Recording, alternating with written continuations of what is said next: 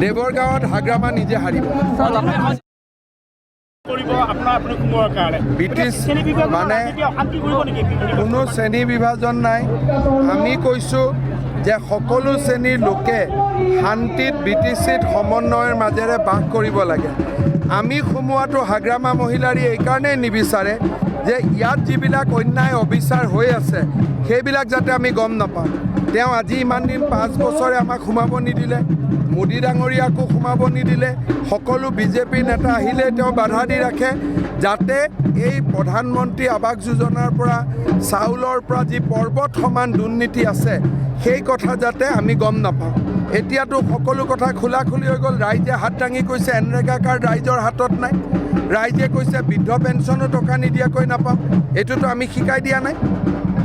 গতিকে BTCত অন্যায় অবিচাৰ দূৰ কৰিবৰ কাৰণে সকলো শ্ৰেণীৰ লোকক চৰকাৰৰ আঁচনিবিলাক যাতে পায় তাৰ কাৰণে কাম কৰিবৰ কাৰণে BJPৰ চৰকাৰ এখন আমাক লাগে। অজিত ভূঞাই কৈছে BJPক হৰুৱাটো মই যিটো কোকৰাঝাৰৰ পৰা খবৰ পাই আছোঁ দেৱৰগাঁৱত হাগ্ৰামা নিজে হাৰিব। এতিয়া আপোনালোকে চিন্তা কৰকচোন, নৰেন্দ্ৰ মোদীয়ে এই ননৈ চেৰফাঙলৈকে পানেৰী সমষ্টিলৈকে ঘৰ পঠাইছে। টকা কাৰ? কেন্দ্ৰীয় চৰকাৰ। টকা কাৰ? নৰেন্দ্ৰ মোদী। ইয়াত আমি কিহৰ কাৰণে পঠাইছোঁ?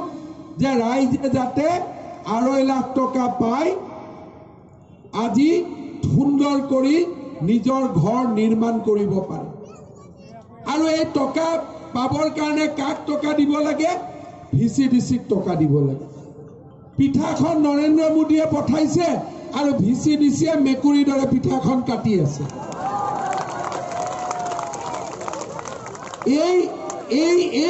এই মেকুৰীবিলাকক এই অধিকাৰ কোনে দিছে টকা খাবৰ কাৰণে?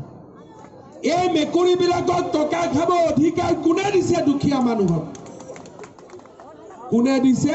বোলে হাগ্ৰামাই দিছে, বোলে হাগ্ৰামাই দিছে। তো হাগ্ৰামাৰ কি ঘৰৰ টকা নেকি?